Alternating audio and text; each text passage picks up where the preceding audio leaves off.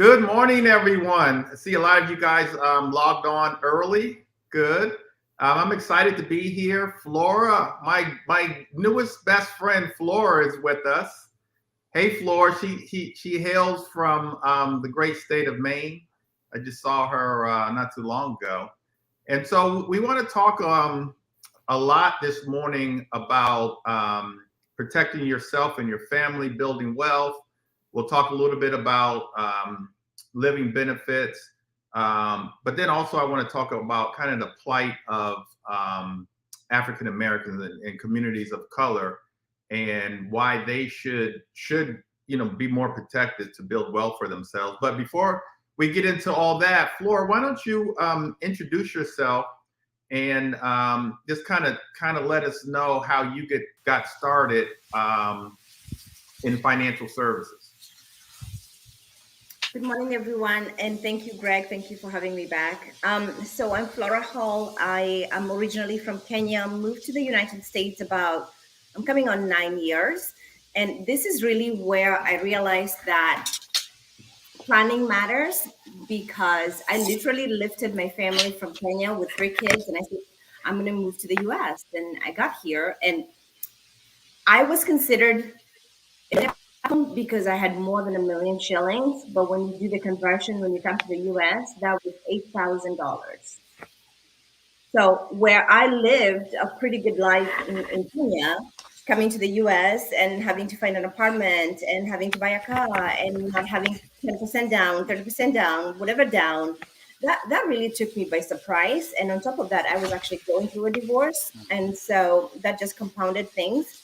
And as I sat down, just worrying about myself and how I was going to feed my three children. Where were we going to stay?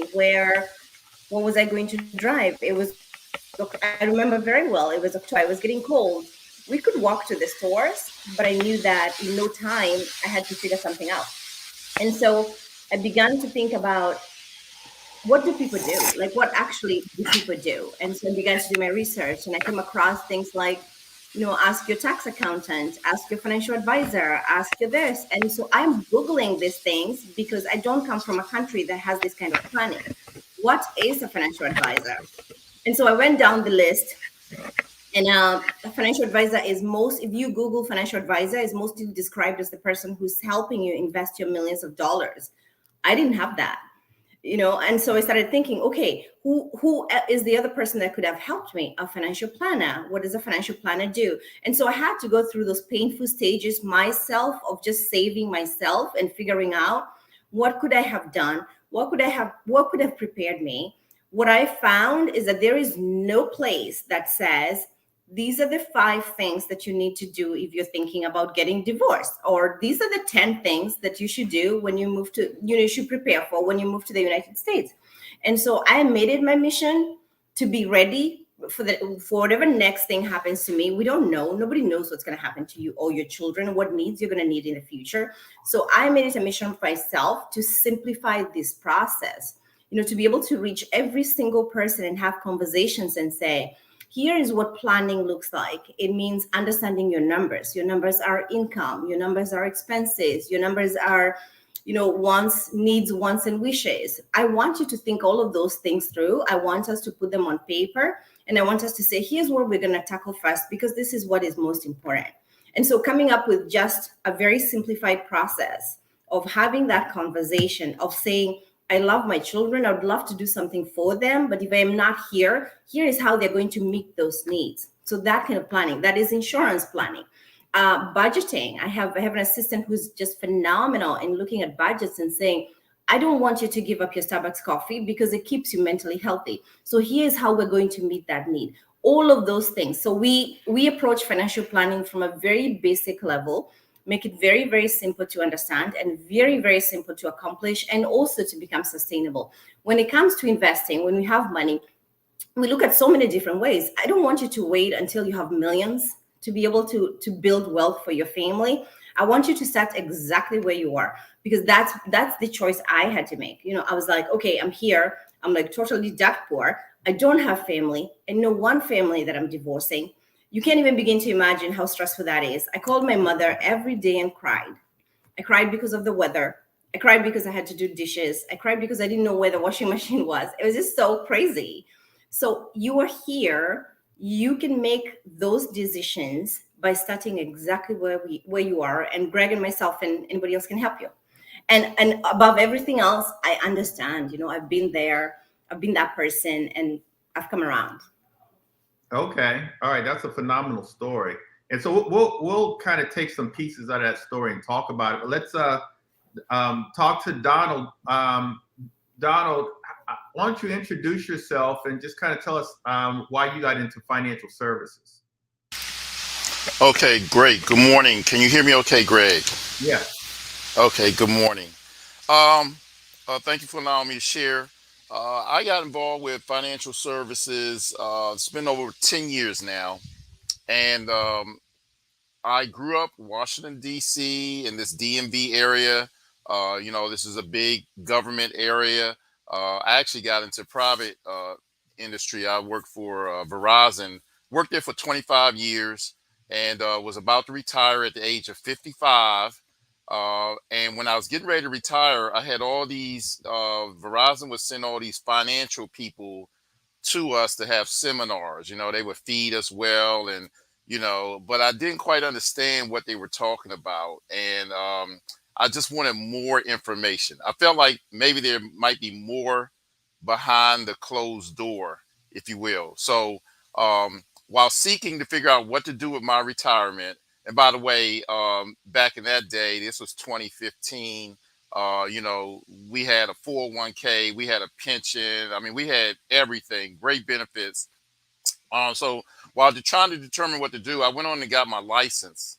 And once I got my license, you kind of learn the secret of money, and then I learned some things that I felt were in better interest for me. And so when I got my license, I went on and put my retirement in something that I could control, that I felt really good about. And so, a lot of times we're not taught the secrets of money and how money works. I encourage anyone, you get that life insurance license, you learn, it's like a history lesson. You learn a lot about money. And so here I was on this crusade. I said, wow, how many other people like me don't know how money works?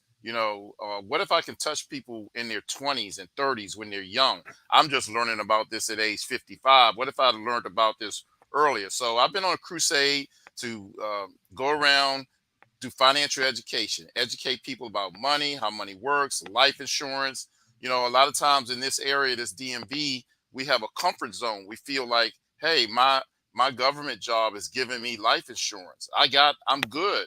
But what people don't realize is that's not your life insurance. That's a group plan. You don't own that. If you leave that company, you don't get to take that with you. And so we got to get out and reach everybody, educate them on how life insurance works, how money works, planning, as the young lady said, planning, budgeting, all of those things. We're on a mission at Big Life Financial Education. Thank you, Greg. Absolutely. And by the way, Donald, her name is Flora. You should know that. Flora. See, I was going to say Florine, so I said, I'm not. I knew it was a flower in there somewhere, right? And so, for all the same reasons is why I got into financial services. Most people on here know my background's in real estate investing. But I do see the financial services industry as probably the best industry to be in. It's created more millionaires than any other industry. I wanted to introduce my real estate agents to it. But in the meantime, doing the research, I said, wow, this is just such a great industry. Let's go ahead and set up Big Life Financial Services and just kind of build. And so we've been doing that. We've got over 100 agents now. With our true mission is to get out into the community and to educate, just like Flora and Donald just said. And so let's take it from there, you guys. Why do you guys think that it's just so important to educate our community? As the first question, and the second question is why are communities of color underinsured. And so why don't you take that first, Flora? Why is it so important for communities of color to be educated so that they can have they can start building financial wealth? I can take that one. So I can speak from my experience as a woman of color. I never knew that I was a woman of color until I actually moved to the United States. Like nobody had ever referred to me like that. I traveled around the world working my previous work, but I'd never been referred to like that. And so when I got here, the first thing that I was made aware of is that, well, do you have a cosign? The first question that came when I went to buy a car is, do you have a cosigner? And I said, no. And they looked at me and they said, well, you're new to the country. You don't have a job. Do you have family here? It is not an unusual question. I have worked now in financial services for almost 9 years, so I know it's not unusual. What was most unusual about it is what I was told next, which was, well, most immigrants need a sponsor. Well, first of all, that is not true. That's at Bank of America. That was my experience at Bank of America. And then the next thing they said, I said, well, I don't have a sponsor. Actually, I'm coming to get divorced, so I'm not going to ask for help there. And they said there are special programs for people of color. I'd never had anything like that before. And I said, oh, so what are those programs? You have to go to the I forget now, social services. I think it's social services. You have to go to the social services. You have to understand, when you're new to the United States, you have no clue. There are so many challenges that somebody has. So I did go to social services, but they said, you only come here if you need, like welfare status, and that's okay. And I did need health insurance for my kids, so I got health insurance. And they said, well, do you have a job? I said, no, I'm going to have a job, blah, blah, blah. They took my assets.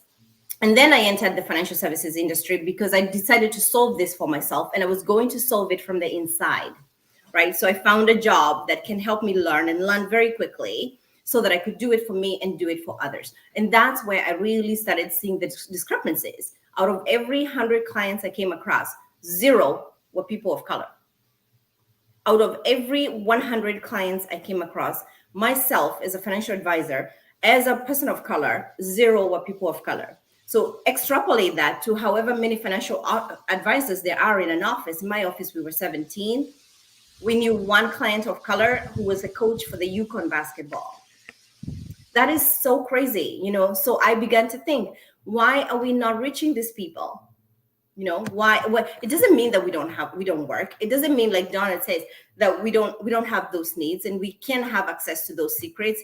I just felt that there was no proactive or even any intentional effort to reach people of color, to tell them these secrets that you have now learned, Dawn, about how is it that we can leverage money, whatever money we have. It's not $1 million. It's whatever money you have, you can leverage something to make your family's financial future secure. And Donald, how would you answer that question? So, so many times in our community, we're not prepared. We're not prepared for when someone gets sick, when somebody leaves. There's no preparation a lot of times. A lot of times we got to pass the hat around at a funeral to take care of Uncle Charlie. GoFundMe. We got to do a GoFundMe. And all it took was just earlier, just getting the information. If it was just $1 a day, $30 a month, we could have avoided this. And so now when all that happens, that means that person, they left this planet and they didn't leave anything behind for the next generation, and, especially if you got children, guys, it's like it all started from you. I got a little granddaughter now, and I look in her eyes and I say, wow, this all started from me and my wife, this little precious little being here that came into this world. And so, it's all about, do you want to leave a legacy? Do you want to make it so that it's better for the next group that's following you? Or do you want to be a burden? Do you want to cost everybody? Right? So we're really on a mission to just educate those, and the people when they receive this information, it's like their eyes light up. It's an excitement, So as Flora said, um, these services, this information, for some reason, it's not getting to our community. So we have to go to the community. We have to do things like what we're doing now. And insurance is not too expensive. Everybody can get insurance, no matter what age, no matter what your condition is. There's insurance called, like what's called guaranteed issue, that will guarantee you a policy. And so we want to be responsible. But then also, Donald, you talk about leave a legacy, and that's dealing with money. And so when we pass away, we have a death benefit, and so that's important. But like what you always say, you get sick before you die, and you don't want to be a burden while you're sick. So let's talk a little bit about, and so when we're talking about life insurance, you can build wealth. We'll talk about that and how you do that. But then also you can protect yourself. And a lot of the policies that we have what's called free living benefits. And so let's talk about that really quickly, because that's the part of insurance policies that people don't talk about. They don't know about those things, but they're just as important as a death benefit, being able to take care of yourself while you're still living. So talk a little bit about living benefits, chronic, critical, and terminal illnesses. So I'll just give a quick little testimony about my mother. We all call her Mama Williams. Mom is she's passed now. She passed in 2018. She was 85 years old. She lived a great life. She got to see all her three children become professional. She got to see her grandkids, great grandkids. I mean, she's sort of full circle. It doesn't get no better than that. And but before her 85th birthday, I'd say in her 80s, everybody knew Mama Williams. Mama Williams drove that white Jaguar. She come through the neighborhood. She come into a room. She light up the room. She had that personality, that smile. Everybody loved Mama Williams. And so in her last couple of years, Mama Williams wasn't Mama Williams no more, right? She was on medication. I come over her house. There's a big tray of 9 pills every day. I'm like, wow, what are you doing, Mom? So she's got high blood pressure. She's got all these different issues here. Okay. And yet I would see her at the table, Mama Williams got that bacon. Mama Williams got some Popeyes over at a box in the trash can. I'm like, Mom, what's going on? You can't do that. Boy, I'm 80 years old. That was her thing. I'm 80 years old. You can't tell me nothing. So anyway, she started forgetting things. I said, Mom, I got to take your keys from her. I had to take her keys from her. That hurt me to do that, but I had to take her keys because she was going to hurt somebody. And then eventually she got so sick, we had to look into some sort of home care. Me, my sister and brother, we were all in different places. We could not we have families. Somebody needed to be with her 24/7, right? Because she was going to endanger herself. So we tried a little something coming to her house because we knew that Mama Williams lived in that house for 60 years. You take her out of that house, it's game over. I mean, she's done. She loves that house. So we always say we got to keep her in the house. Kept her in the house, but the services didn't work out. They weren't it was all what we could afford. We couldn't afford the best. So then finally it got really bad. She needed 24/7. She needed to be on oxygen. We tried to move her into my brother's house.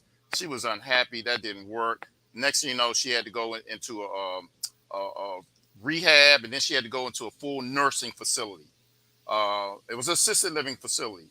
Guys, are you prepared for that? Those run anywhere from $5,000 to $10,000 to $20,000 a month. Mama Williams Mama had a great government job, but she didn't have things to cover that. And see, that can deplete all of your retirement. You don't just die. You get sick first. And so we had to figure out a way, how are we going to afford this $5,000 a month between me, my sister, and brother? Well, luckily, Mama Williams had a piece of real estate. She had a house in DC, and we were able to put our heads together. I'm a real estate agent as well. I said, we can rent this house out. It can take care of Mama for the rest of her life. And soon as I got that contract with that renter, I never forget. I went to Mama at the assisted living. I said, Mom, you are straight. And this was a nice place she was at too. I said, we got everything in position for you to live this life the rest of your life. Do you know the next day Mama Williams passed away? And I think she did that because I think she said, hey, I'm done. You guys figured it out.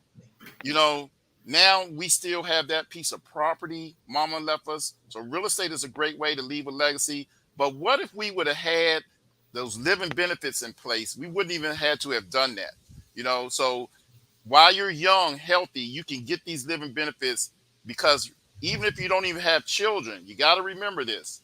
You don't just die. You get sick first. Who's going to be the one that has to move into their house and take care of you, bathe you, cook for you, take you to the toilet, move you around? Which one of your children are you going to designate to change their life and do all that for you? Will they do it? Sure they will. But what a burden you're putting on them, where you could just write a check and have professionals come in. That's my testimony. That's a good testimony. So Flora, a lot of the policies that we sell, especially with like F&G and North American, especially when we're talking about IULs, which we'll talk about, come with free living benefits. What do you see as the benefit of that, of getting the free living benefits? I like to say, I know farm, I like to say, make it as simple as 1, 2, 3. Number one, you can use all of the money that you put in as living benefits. Number two, you can use it and leave it for your family. Number three, you can leave it all for your family, right? Just like Donald says, you don't just die, you get sick first, but also you could just die, right? Something could happen to you and you could just pass away. There's 3 ways that you can leverage life insurance for yourself. One is, I want to put in this money right now when I'm young and healthy and making a living and I have the cash flow. I'm going to put it in, and when I retire, I will draw it out as income. That's number one. That way you're taking care of yourself, you're relaxing, you don't have to stress about anything. You can gift away as much as possible, or you can do whatever you want.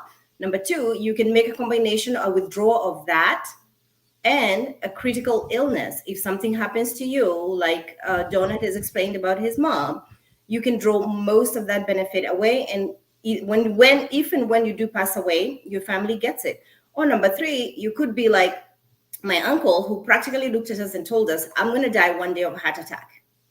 And he died one day of a heart attack. You know, he just always prayed that he will just drop dead like that. And he did. I don't simplify it because it's that simple. But honestly, from a planning perspective, it is that simple. It is you saying, I want to do something for my family. I don't want my family to have to figure it all out. Right now, while I'm young, I'm healthy, whatever stage you're in, Greg talks about guaranteed issue. Whatever stage you're in, there is something for everybody. And then when we talk about, so those living benefits come with certain policies that we sell. I would highly recommend, especially with, in communities of color, to get those types of policies. And so one of the policies is called an Index Universal Life Policy, an IUL, which we all sell a lot of. Donald specializes in IULs. I know you do as well, Flora, IULs, annuities, and assets under management. Let's talk a little bit about that, starting with you, Flora. As I see it, and correct me if I'm wrong, one of the best policies for people of color is a permanent life insurance policy that has a cash value built in that comes with the living benefits, and that's an IUL. Explain what an Index Universal Life Policy is and the benefits of it. So an Index Universal Life is, in most cases, is a flexible premium life insurance policy, right? Flexible premium meaning if today I can contribute $50 a month, that's good. If next month if next year I can up it up a little bit and contribute $100 extra a month, I can do that. And it has those three elements. It has the living benefits, which is the cash value that it is building, and the cash value can do 2 things. You can either take it back as benefits, or it can increase your your life insurance when you do pass away, that what we call the death benefit. Um, I see a lot of value in it personally, because if I wait to plan when you do have the money, then how much risk am I actually taking in between that time that you're accumulating? I am taking a lot of risk, and I am making the assumption that I know you're going to retire at 65, and at that point we'll do something. We don't know those things. That's why we do life insurance, right? We're saying I'm not losing this money because it is going into a bucket that I can access further down in the future. And in the event that I don't live to access it, then my family will. And Donna, what do you see as the benefits of an IUL? You saw a lot of IULs. Yeah, one of the main benefits I see is you need to look into if you want a savings account, right? You know, a lot of people have their money at the bank, and if you just go and Google what the average interest rate is at the bank, what they're paying yearly, it might be 0.5%. Maybe you can get a CD, maybe 1% a year. Okay, so with the life insurance, you can put that into this policy, and you can get better rates than that. Okay, you can get better rates. You can also allow your money to grow inside the policy without being taxed. And when you get ready to take the money out, you can actually take out a loan which is tax free. So your money can grow inside the policy without getting taxed. Whereas if you have your money in other different instruments, you might be getting taxed on it while it's growing. And then when you're ready to take the money out and use it as a loan, you can use it for college education for your children. You can use it for real estate investment. You can use it for home improvements around your house. There's no credit checks on this accumulated cash you built up. It's basically what's in your policy. And you keep hearing me say a loan. That's correct. You can take out a loan against your life insurance. There's an IRS code, section 7702, that they put this in. I think they built it strictly for wealthy people, this code where people can get their money, because a lot of wealthy people, they don't like to pay taxes. They pay a lot of taxes, but any way that they can find ways to get that money without being taxed, right? So they put it in this life insurance. Uh, you can't sue them for this money. It's protected against probate. It's all kind of protections, and they are able to take out a loan and use it for whatever you want to buy, real estate, whatever you can use it for. So that's what I love about it. And the younger that we get people, and educate them on this, the more time this thing has to build and build. I say you're baking a cake, and it's going to turn into this beautiful cake later on for life. And so, And Greg, can I add something to that? go ahead. So every time I hear taxes, my heart skips a beat, because I know how we struggle at the end of life when all somebody's assets go into an estate. You're not going to believe how difficult it is to settle on an estate. And that's where most families fall apart. If you're like me, I have a family of 3 children. You want to make sure that you clearly spell out what's going to go to who. Right? Don't have the courts decide who's going to get what, blah, blah, blah, blah. Just skip that process. Life insurance provides you the opportunity to transfer wealth to your family tax-free. It is clear. It is spelled out. You can set it up at the time of purchasing the life insurance. This opportunity, you can change your mind. If you're like me, I'm always threatening my kids. They're 3. It's not easy as me to raise 3 children, 2 boys and a daughter. We all know the challenges that comes with. But I know when I go to sleep, if something were to happen to me, their life would be unchanged. All of the dreams, all of the struggles that I have gone through in this country to try and make a better living for them, they don't have to change. Anybody wants to go to college, they will go to that provision is going to be there. So I think that whole idea of transferring your wealth tax-free to your beneficiaries is incredibly important. The other thing is, if you change your mind about your kids, if they're brats, nobody's checking on you, and you change your mind, withdraw all the cash out. Do something with yourself. Yep. You can always change your beneficiaries. And I was going to add that when we set up these policies, you elect in the beginning who your beneficiaries are. It takes less than a minute. I want little Johnny, little Susan, little Anthony, I'm going to divide it 3 ways. Okay, 33%, 33%. Somebody gets 34%. Just has to add to 100%. Now, after the policy's issued, you can change the beneficiaries at any time. Anytime you need to make a change. If you're no longer married anymore, you need to make it, whatever you want to do, you can change the benefit. So it's a very, very simple process of setting up the beneficiaries to be able to get this tax-free benefit. And also it's very simple process to make changes throughout the course whenever you want. I just wanted to add that. No, absolutely. So I took out an IUL for my daughter, Index Universal Life Policy. She must have been about 12 years old at the time. And I control that policy. And so I'm in charge of the policy. I'll probably have her take it over probably another year or two. She's 24 years old now and she's on her feet. She's bought a house. So I'll have her take that policy over. The beauty of that policy for me is like what Flora said, it's number one, it's helping her build wealth inside of the policy. Something was to happen to me, I know that she's going to be taken care of because she's building cash value. She bought a house last year. I want her to buy her first investment property this year. I looked into her policy. She already has about $30,000 in cash value that we can take out, put that as a down payment, closing costs on an investment property, renovate the property using somebody else's money, a bank or hard money lender, private lender, and then refinance and then pay back the policy. She's her own bank.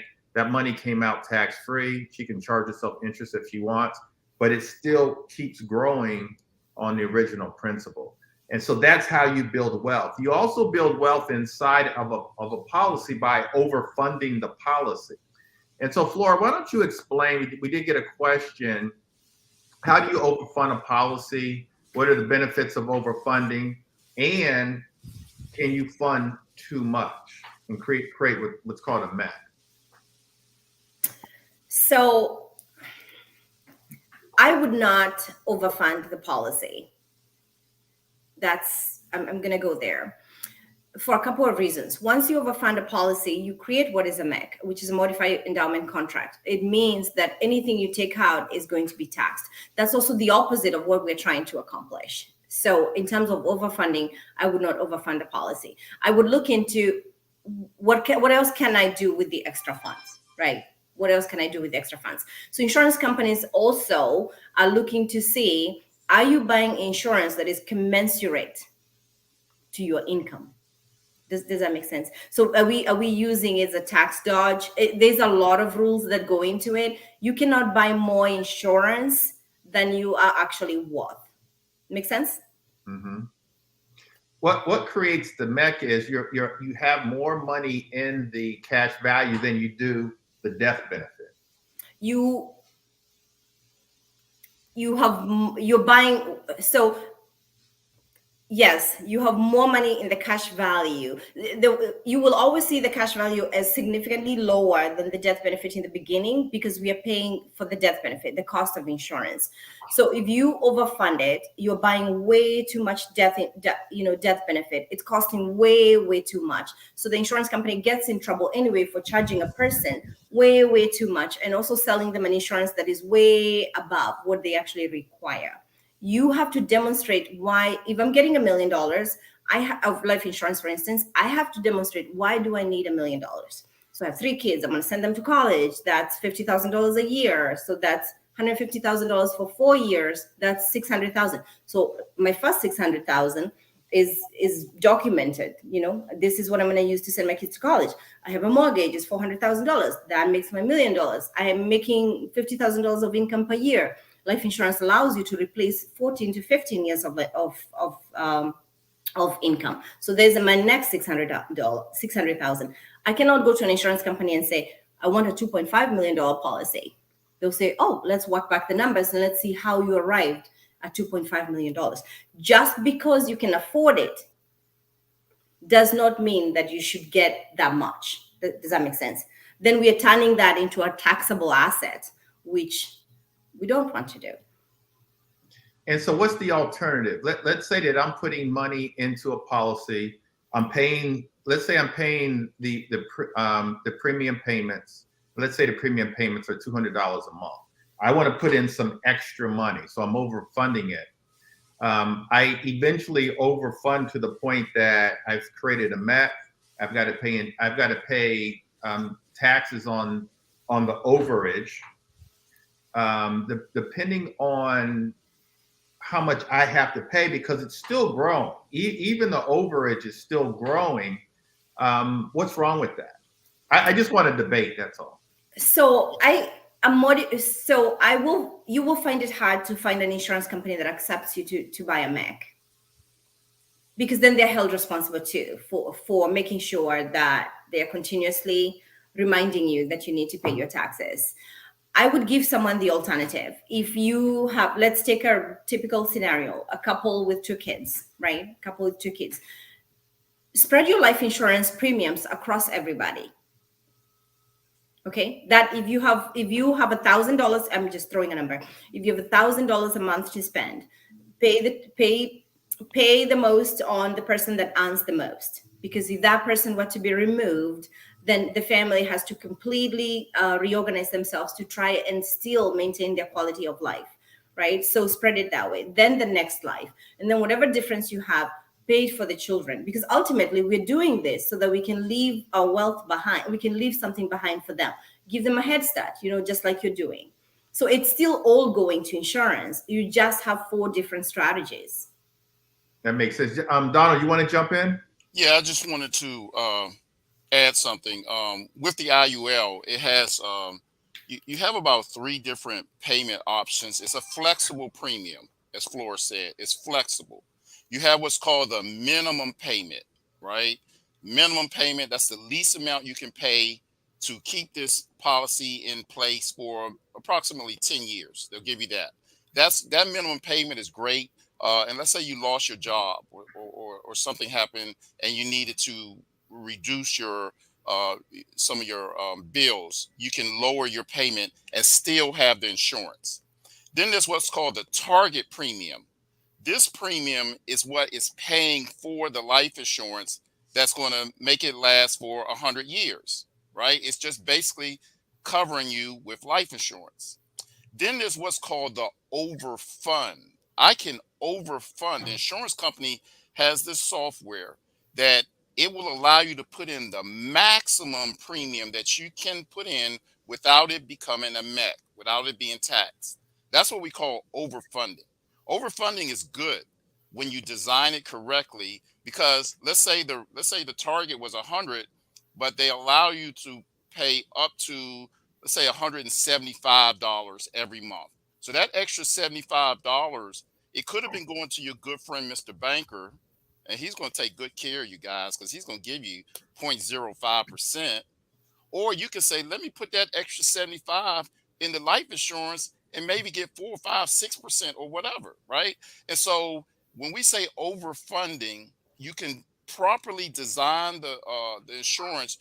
And I always like to overfund when I design my IULs for my clients. I like for them to with the maximum premium that they can put in there without it being taxable. And now that extra cash is building up greater cash accumulation. And then if there's ever any hiccups, we got flexibility. We can always come down to target. We can always come down to minimum premium payment. So when you get with a life insurance agent, I would always suggest on an IUL that you overfund it. But I just want to be clear, overfunding does not mean it's going to be taxed. There's a limit that the software the insurance company is going to allow you to maximize that premium, and so you can take advantage of that.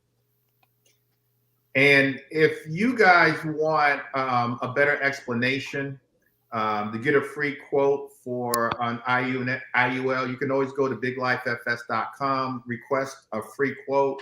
Or if you have a life insurance policy or currently have an IUL and want a free policy review, go to biglifefs.com. We will give you a free policy review. I was talking to a group of people 2 weeks ago, and we were talking about the IUL, which I think is probably, in my opinion, the best policy for communities of color.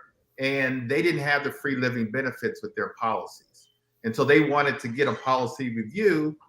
We found out that they didn't, and so now they wanted to add those things. So allow us to work with you, to talk to you guys about what you have or what you should have.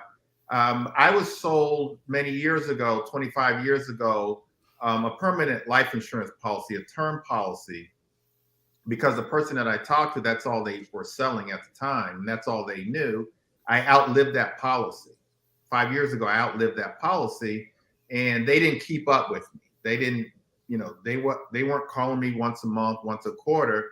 And so that policy lapsed. But in the meantime, I had some medical issues that that now, it's been very difficult for me to get another policy. Recently, I was able to.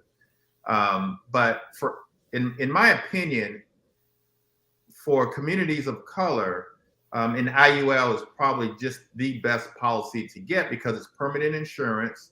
You kind of save yourself from if you have the type of lifestyle that many people of color have, with the type of diets that we have and things like that, where unfortunately, we're prone to high blood pressure and diabetes. You want to get the type of insurance that no matter what happens to us, we're going to continue to have that policy.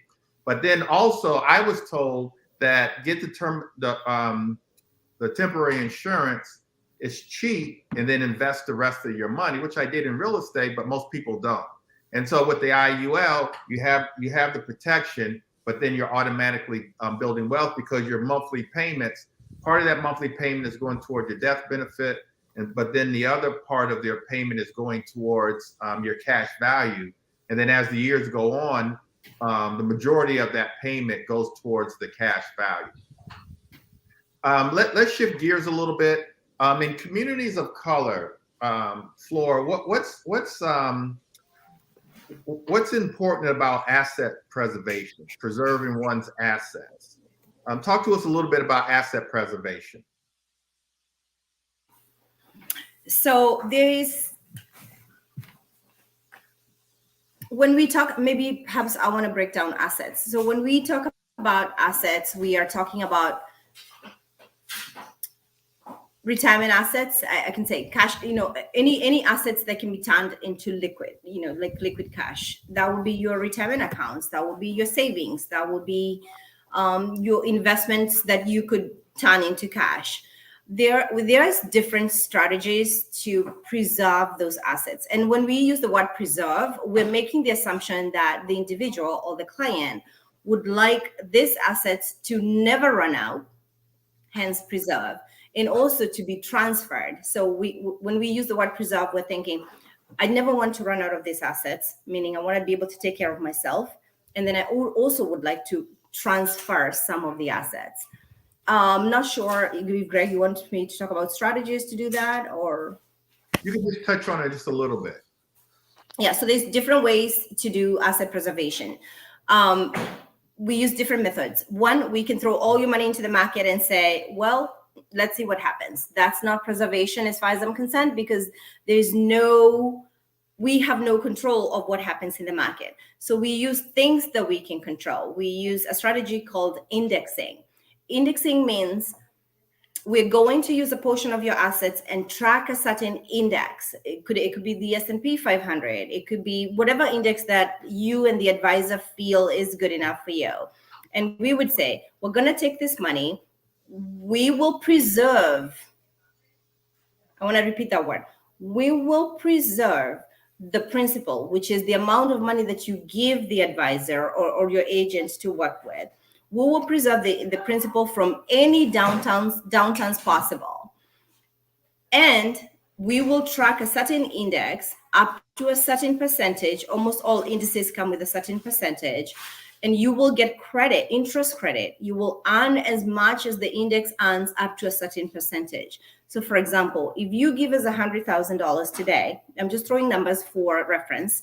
If you give us $100,000 today and we say, we're going to invest this money, we'll guarantee that we'll never lose the principal, which is 100, and you give us this money for the next 5 years or 7 years, will track the S&P 500 and will give you a couple 6.5%. What this means is that if the S&P yields or grows at a rate of 5.5%, we'll give you 5.5%. If it grows at 10%, we'll give you 6.5% because that's the cap. The reason you're capped is because the insurance company that issues this product has to keep the difference to be able to protect your money on the downside. Right now, the S&P 500 is down 26%. It's only June. We don't know how far down it's going to go or whether it's going to rebound and go up. If you started the year with $100,000, you're not minus 28% in this product. You are at $100,000. Come next year, if the S&P ends the year at 2%, then you will have a return of 2%. For every down year, you just stay exactly where you were. If you make 5% this year and next year the stock market goes down, then you're starting at $105,000. So you lock in the gain, you get the gains, you lock them in. Down year comes, you start at the same exact place that you locked in before. And so I just wanted to touch on that just to give the people just an idea of kind of some next level retirement planning. Did you want to comment, Donald?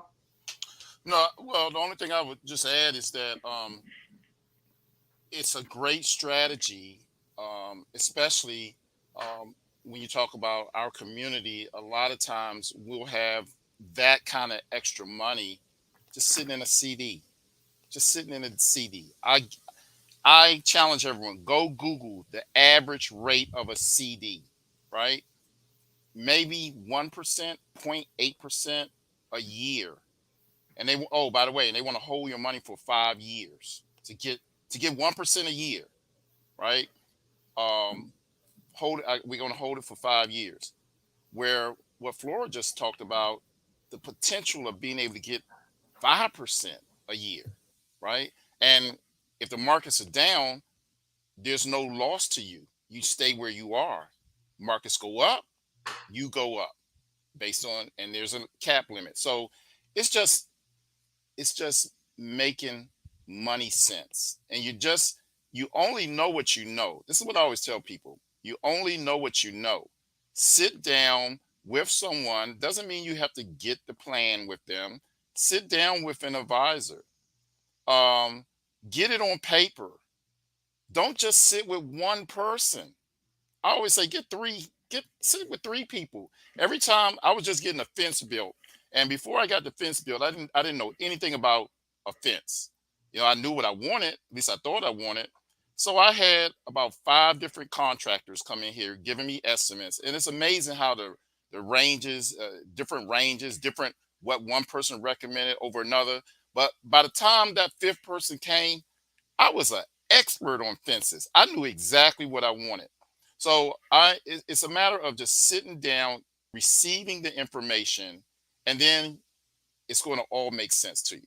That's all I want to add. And so as we get ready to wrap up, and I appreciate you guys, Donald, talk a little bit about federal government workers. We have a lot of federal government workers here in our area. They're wanting to do retirement planning. They have a thrift savings plan. We'll also get Flora involved with this as well. Often they ask, what should I do or start thinking about doing with my thrift savings plan? Also, my FEGLI, my life insurance policy with the federal government, is that the right type of policy? Can I get rid of FEGLI and go to more of a permanent life insurance policy? Why don't you take that question first, Donald? Okay, great. Well, you know, the government offers something called FEGLI, and they offer something called a TSP, which is their retirement plan. And as a matter of fact, I'm speaking with a young lady right now, and she's got a lot of money in her TSP. She's retired already, but she's getting ready to hit that age of 72 and a half, where she has to take what's called required minimum distributions. She said, why do I have to do that? I said, hey, Uncle Sam allowed you to put this money away. He says, I'm not going to tax you for this whole period of time. I'm going to let it grow. But at the end of the day, Uncle Sam wants his money, and you're not spending that money. You just keep saving it. So he makes it a requirement at age 72 and a half, you now have to start taking it out, or he's gonna tax it. Okay. So she's like, well, I'm thinking about this G fund. I said, well, let me go and look. And I looked at the G fund as an option. I said, well, wow, that's only averaging about 1.5% or something like that. Let me show you some better options, like what Flora said, something that can get you 5, 6, even maybe even more, right? And so that's one thing on the TSPs. You know, you got to be ready when you leave the government. Do you want to just leave it with the government, or would you like to have a little bit more control and put it in something that maybe you can have a little bit more control with? That's number one. Fegly is great when you're working, you're young, offers you 5 times your, your salary. This insurance, it doesn't cost much while you're there, but they take it out every 2 weeks. The older you get, they have these different bands, it starts going up. And I have one young lady, as a matter of fact, her Fegly, she was paying, what was she paying? She was paying approximately 200 a month. I guess 100 every pay was coming out, 200 a month. She says, Donald, come January, they're going to up my Fegly federal insurance. It's going to be 317 a month. And she has no control on that. She's going to have to start paying 317 a month. Well, and guess Donald, what? She's Donald, only about 50. She's only about 50 so years old. so, It's going to go up again. And eventually they're going to start decreasing the premiums. I mean, excuse me, the death benefit. yeah. So while you're young, if sometimes you think you're invincible, everything is going good, but your health is your wealth. Your health is your wealth. While you're young, let's sit down with a financial person. Let's look at some options. Let's see how we can lock you in with a premium that's going to be level, never change for the rest of your life. Just that simple. And so you said that she doesn't have control. She does have control. She can get rid of it and get more and get more and get a permanent insurance policy, a whole life policy where there's no medical check. It does come with cash value because Fegly doesn't have cash value. The same payment, level payment, and now she's building wealth through her whole life policy.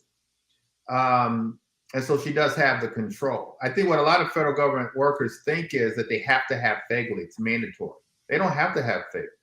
They can get their own life insurance policy where it's permanent, not temporary. Fegly is a group term policy, a decreasing term policy that the payments go up the older they get and the coverage goes down.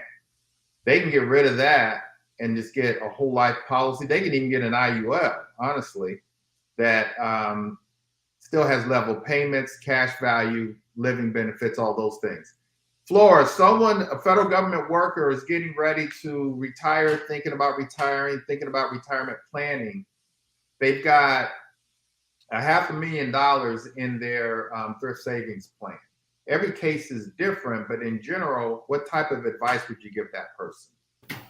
The first advice I would give the person is sit with somebody to help you take it out of the government, because while it's there, you have no control of what your money is doing. You have no control, honestly, on what it's invested in and what might affect that. So I would take it out, transfer it. We call them rollovers. So there's no taxable event that happens. You're not liable for any taxes. Move it into a traditional IRA, individual retirement account.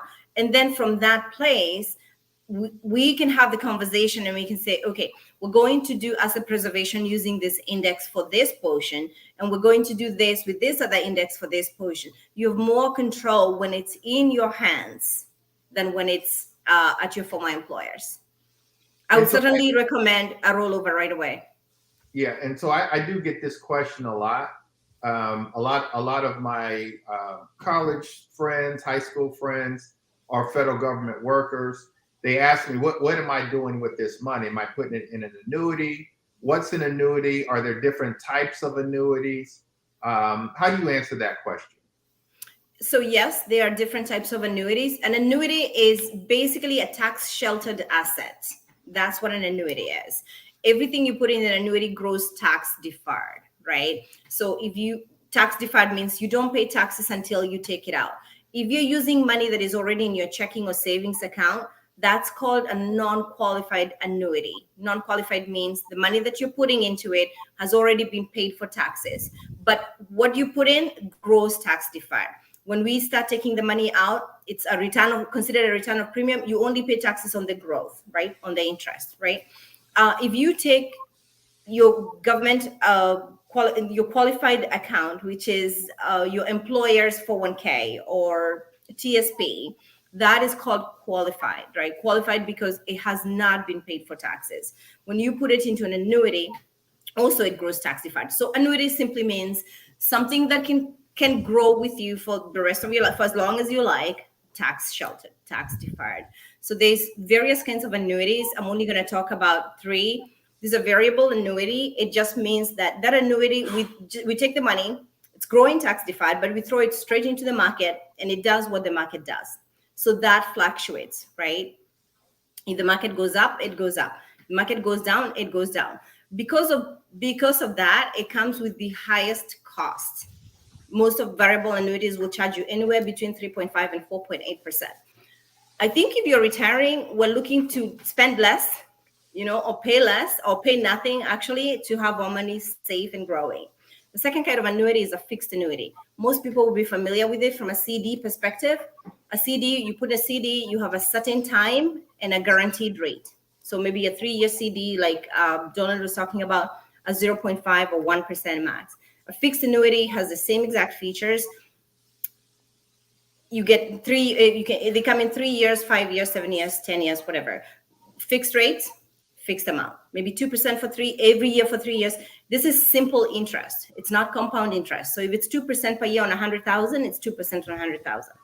And then we have the fixed index annuity, which is where I personally recommend people spend their money. That's where you have that principal protection or principal guarantee, if you like, and following an index for your performance.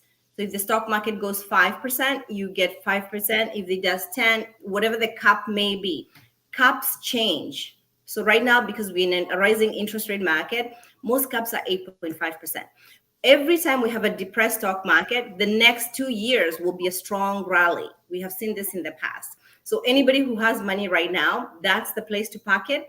Your principal is protected, but the caps are so high right now. If I had the opportunity to earn 8.5% and not worry that my principal will ever take a dip, that's where I would be putting my money. So those are the three types of annuities that I feel comfortable talking about. I only recommend one.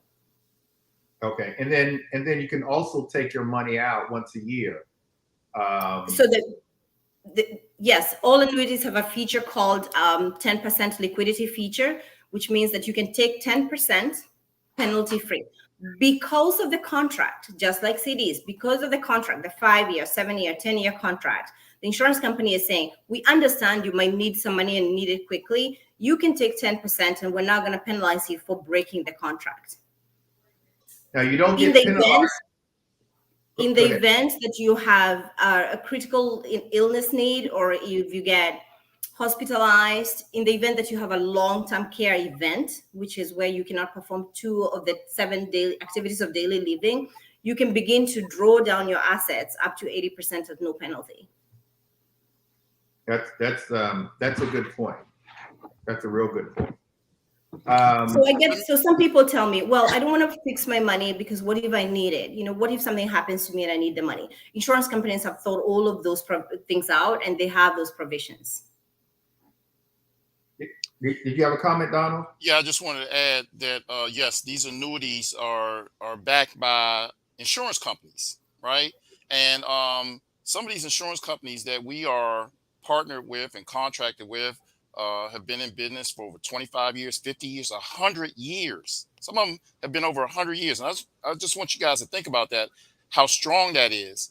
That means you went through the 1929 Depression, you survived. You survived 2008, the big mortgage crisis. There was a S&L crisis. I remember in the 80s, all these S&L banks, they just closed their doors, shut down, right? You've been in business over all that time. Some of these insurance companies, if you go, you think about, well, I want what do they say with the bank, FDIC. Well, who do you think is providing that insurance? It's an insurance company. You go into the middle of any major city, look for the tallest building in that city. More than likely, it's an insurance building. So these annuities are backed by insurance companies, which are very solid financial institutions. Just wanted to add that. And so kind of overall, you guys, we have some questions. We'll answer them. We spent the last hour hopefully talking about just getting the conversation started about what communities of color can look forward to, what should be done, what they should be doing to improve the finances for themselves and their family. I always take the example of the Jewish community, where when one passes away, 2 millionaires are created, and it's because they understand the power of life insurance and they maximize it as best they can. And so in other communities of color, we need to do the same thing. I think the last piece, and maybe Flora, you can speak to this, is what role does Social Security play in all this? So as uncertain as its fate is, Social Security is literally a refund of, it's a refund of what you've been contributing for the last 40 years that you've been working. Social Security is no longer what it was intended for. It was intended to provide you income for life. I think most people will agree you cannot live off $1,500 a month for the rest of your life and be expected to deduct Medicare premiums and Advantage premiums and all other kinds of things. It is, at this point, I consider Social Security, personally as a financial advisor, I consider Social Security as supplemental income. Okay. And so as a financial advisor, when we're looking at kind of the masses, we're looking at having the right insurance, life insurance, and get life insurance. You know, we talk a lot about IULs, but if it's a term policy is better than no policy. If it's final expense, at least you have enough insurance to pay for your burial. But get insurance as a younger person, or if you have children, or if you're a grandparent, get that IUL for the younger children. There's $1 million baby policies, $1 million millennial policies that you can get, and they're all IULs that grow. And so I think that's kind of the first part of the leg is getting the right insurance, and then getting own your own business, be your own boss, or at the very least get a really good job that has a 401k. And then either way, kind of invest money into the stock market as a way to start growing wealth. And then annuities. Let's talk about retirement. And then I want everybody listening to go to biglifefs.com so we can start talking to you about retirement planning at no matter what that age is and what's best for you. Social Security plays a role in it, but all of these things, asset preservation, all of these things play a role. My sweet spot is also real estate. And so investing in real estate plays a role in this, retirement mix. Kind of final thoughts, you guys. Donna, we'll start with you. When we're talking to communities of color, what advice would you give kind of overall? Well, you said something that is dear to my heart, which is the $1 million baby policy.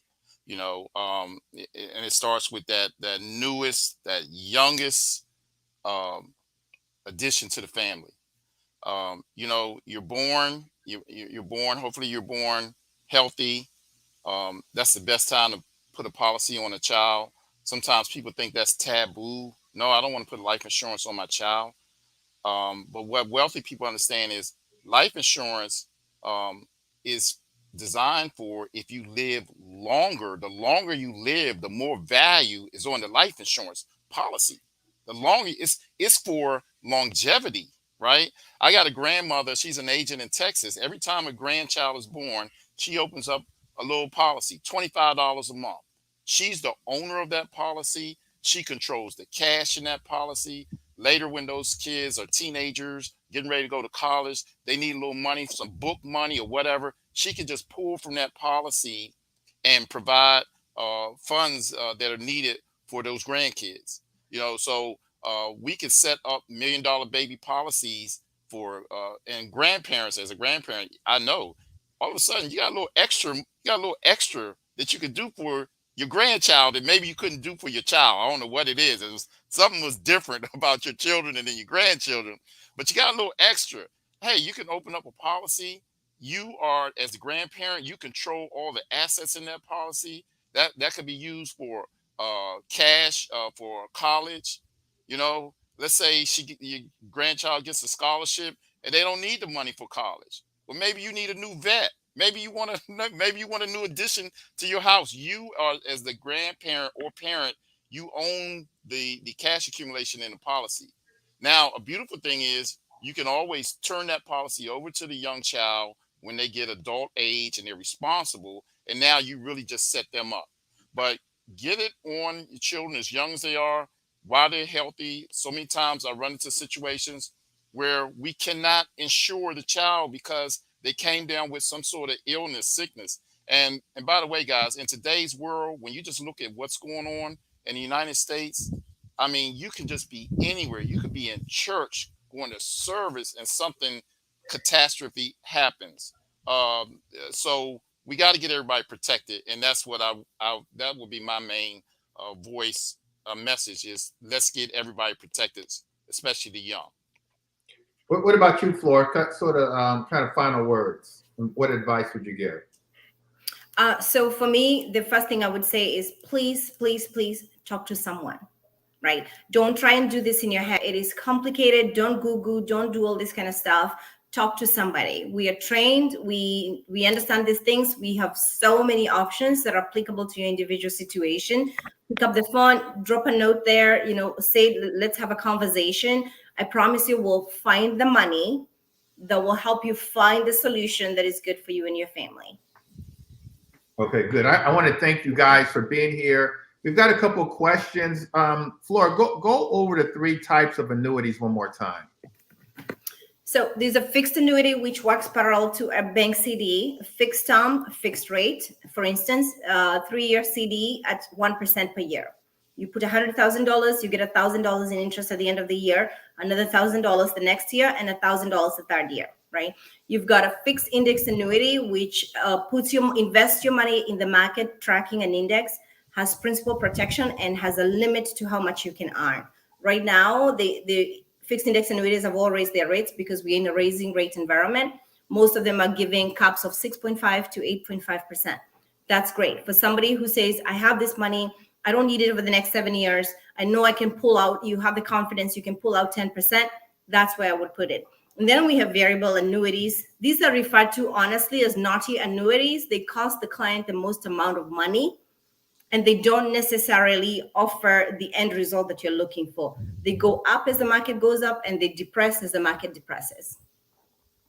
All right. And then also it says, please confirm it's better to make the beneficiary of a policy a living trust versus your children or loved ones. The beneficiary, should it be a trust or your family member? Very personal decision. And also I really would hesitate to say, but I prefer that you know your beneficiaries. How's that? Know your beneficiaries. It's very, very individual, and it's something that changes. So Donna, let's see, what is an IUL? And I think the second part of this question, and can anyone buy it now at age 63? So at age 63, can you still get an IUL? So an IUL is called an Index Universal Life Policy. We can give a person, anyone from age 0 to age 85 could qualify to get an Index Universal Life. And it just really depends on what is your motivation. What do you want? What is it do you want? Are you looking for creating legacy? Are you looking for just you want to have insurance? Um, are you looking to build up cash? And everybody's blueprint is different. It's not one thing I can say, well, this is what you should do. No, everybody has a different blueprint because there's other factors involved. So you have to sit down with someone who's licensed, who's trained. Just like I tell everybody, if you were to describe your job, you've been trained on your job, whatever you do, you know your job better than someone outside of your workforce. Uh, you the same thing. I couldn't do your job, and it's just like life insurance. The professionals been licensed, trained, sit down with them, get it on paper. But it's all about what is your motivation, and we have to look at your blueprint to see what is best for you. But in age 0 to 85, we can do an index universal life. Okay. And I think you don't have to struggle with this alone to come up with the blueprints, right? That's the reason I encourage everybody to talk to us. Like together we'll come up with what are your priorities. As you're speaking with Greg or Don or myself or whoever the person that you feel most comfortable is, we will together come up with a plan that is actually achievable and sustainable for you. We will help you. The carriers pay us. You don't have to pay us. So it's free advice. But you want to do the right thing. You want to do the right thing for yourself, for your family. Go to biglifefs.com, biglifefs.com. You can get a free quote, free consultation. And then if you have an insurance policy, bring that along so we can do a policy review. Maybe we say, hey, you got a great policy. You should keep this policy. Or we need to add to it, or, we think that this policy is not working best for you where you are now in life. We advise to get a different policy. Free advice, go to biglifefs.com, biglifefs.com.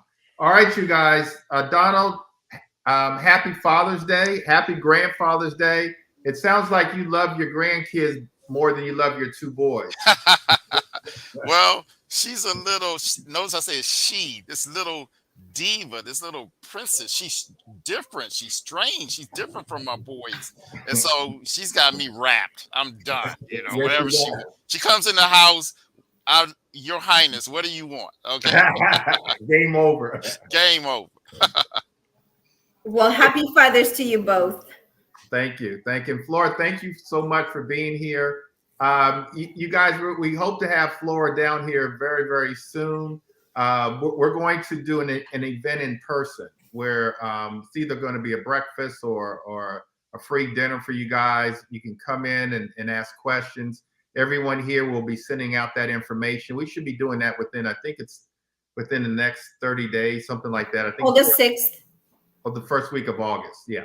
And so we'll have an in-person event. But in the meantime, if you guys have any questions about anything, just contact us and let's get started. Like, you don't know what tomorrow may bring. So let's get started. Let's be responsible. I think for me, most of all, let's start the process of building wealth. We all look at maybe investing real estate or working hard at your job. You can build wealth, you guys, inside of a lot of these policies. I want you guys to think about where do banks, when banks take your money, what do they do with your money? And the answer is they put them inside of insurance policies because they're able to grow their money tax-free. And so you should be doing the same things that banks do and putting your money inside of insurance policies. All right, you guys, take care. God bless. Have a wonderful weekend. Thank you two again, and we'll talk to you soon. Thank you. Happy Father's Day.